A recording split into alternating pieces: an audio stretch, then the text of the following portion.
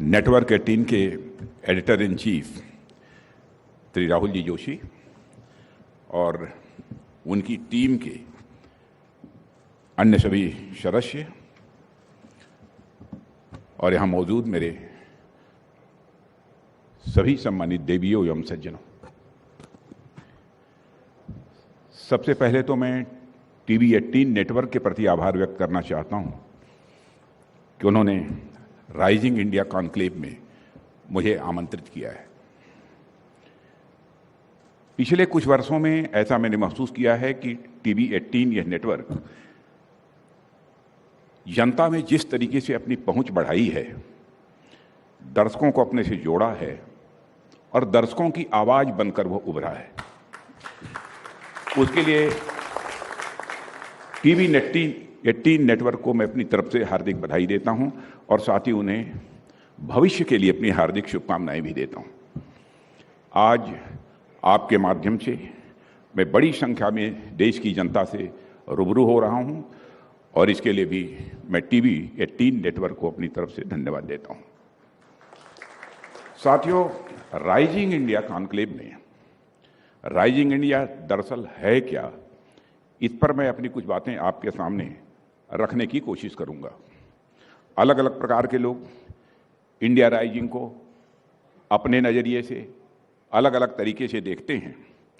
कुछ इकोनॉमिस्ट भारत की लगातार बढ़ती और समृद्धि होती हुई इकॉनमी को इंडिया राइजिंग के रूप में देखते हैं, तो कुछ समाजशास्त्री सोशियोलॉजिस्ट भारत की बेहतर होती हुई सामाजिक स्थिति को भी इंडिया राइजिंग के रूप में वो देखते हैं।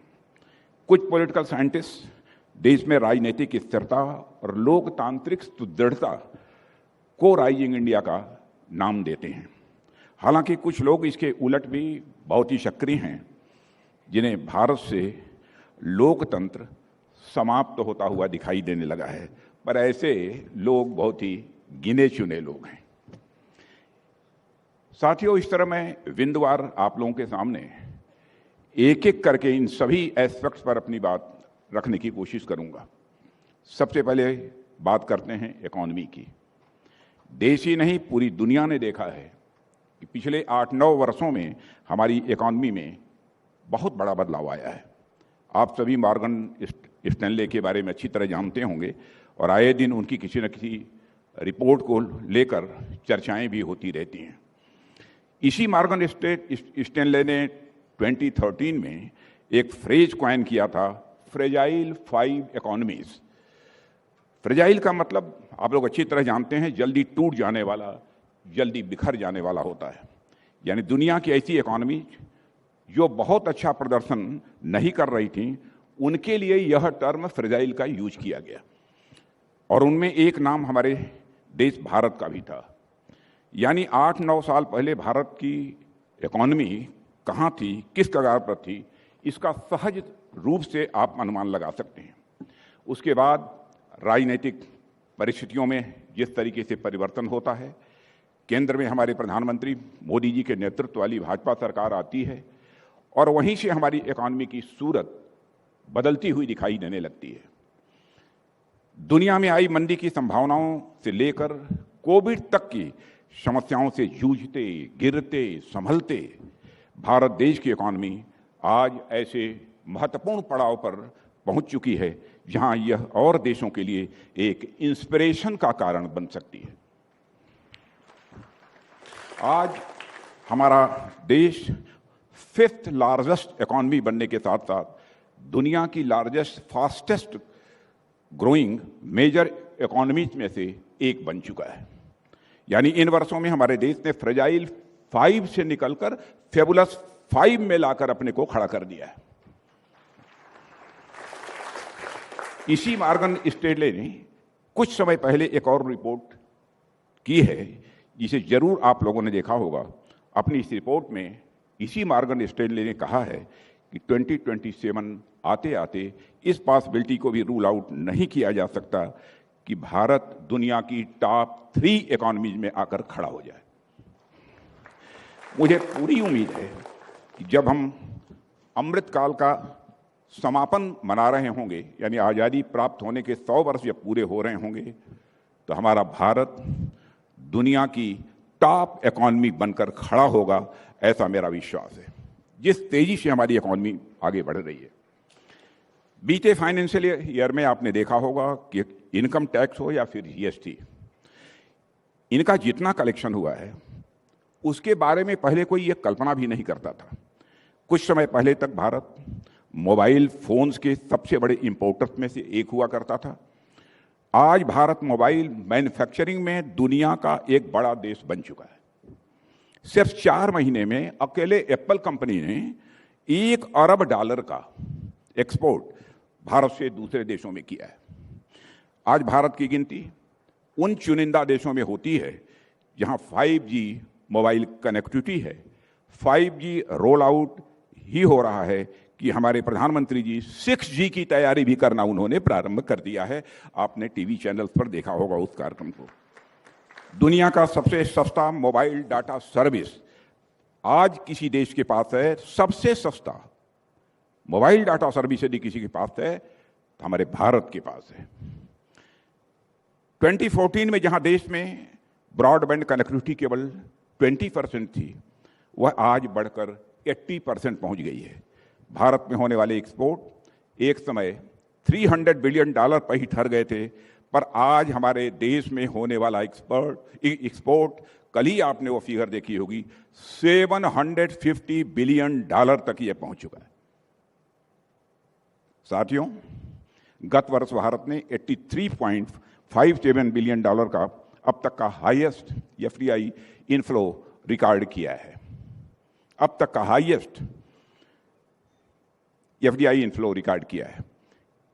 आप सभी जानते हैं कि जब कोई बिजनेस हाउस किसी कंट्री में इन्वेस्ट करता है तो बहुत सोच समझकर करता है और बहुत ही जांच परख कर करता है, और वह देश की संभावनाओं और अवसरों को जांचने परखने के बाद ही वह इन्वेस्टमेंट करता है। ऐसे में रिकॉर्ड एफडीआई इनफ्लो हमारी इकोनॉमी के लिए निश्चित ही एक पॉजिटिव सिग्नल है।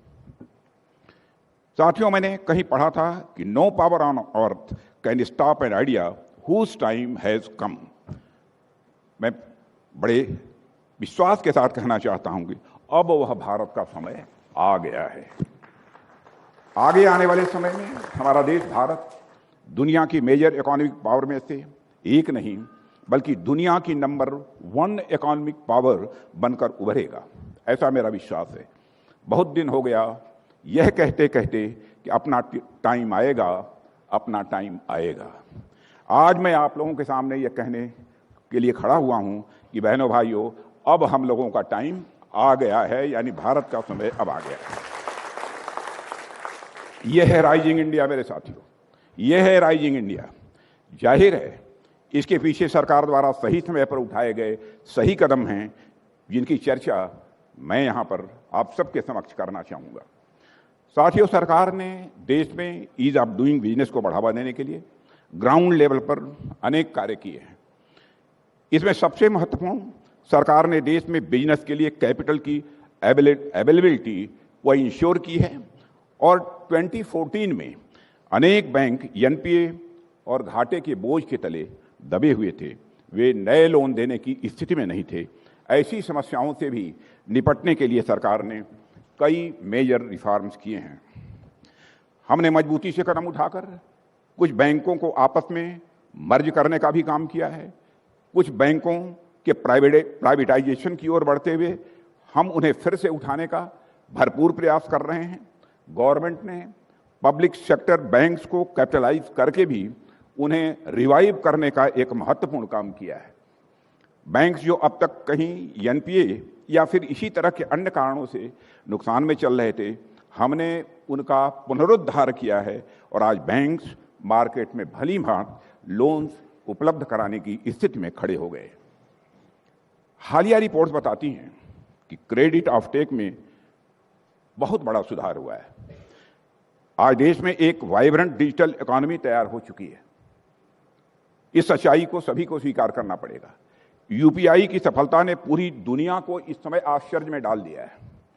आज भारत पूरी दुनिया का 40% रियल टाइम डिजिटल पेमेंट कहीं हो रहा है तो आज हमारे और आपके भारत में हो रहा है। पिछले महीने per day 36 crore UPI payment के ट्रांजैक्शन हुए हैं। साथियों, इसी तरह रिटेल इन्वेस्टर्स को भी हमने भरोसा दिलाया। हमने इनसाइडर ट्रेडिंग पर लगाम लगाई, ट्रेडिंग प्रोसेस में टेक्नोलॉजी और डिजिटल आर्किटेक्चर को बढ़ावा दिया और ट्रेडिंग प्रोसेस को ट्रांसपेरेंट भी साथ ही बनाने का काम किया है।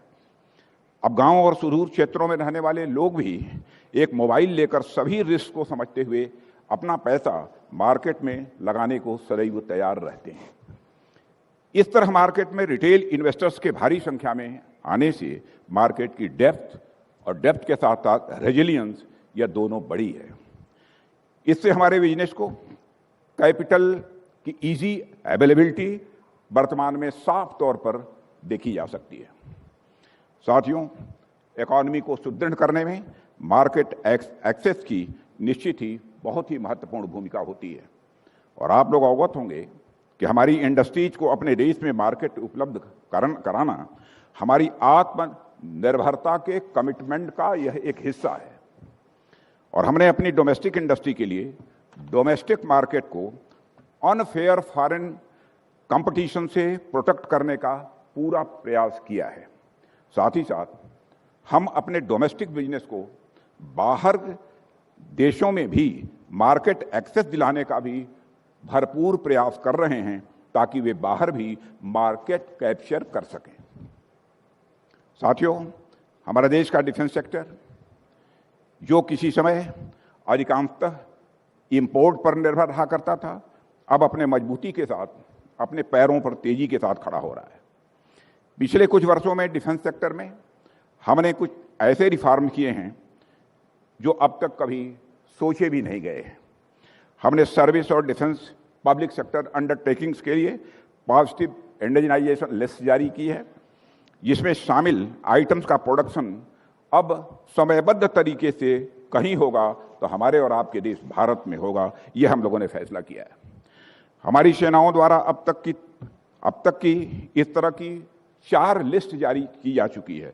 मोर देन 400 आइटम्स हम लोगों ने आइडेंटिफाई कर लिया है कि निर्धारित समय के बाद, यानी कुछ 1 वर्ष के बाद, कुछ 2 वर्ष के बाद, कुछ 3 वर्ष के बाद, यह सारे आइटम्स दुनिया के दूसरे देशों से यह इंपोर्ट नहीं किए जाएंगे, बल्कि बनेंगे तो हमारे देश में भारत में बनेंगे और भारतवासियों के हाथों से बनेंगे। इसी तरह डिफेंस पब्लिक सेक्टर अंडरटेकिंग भी 3 लिस्ट जारी की गई है, जिसमें 3700 से भी अधिक ऐसे आइटम्स हैं जो हथियार और प्लेटफॉर्म बनाने के काम आते हैं। इनके भी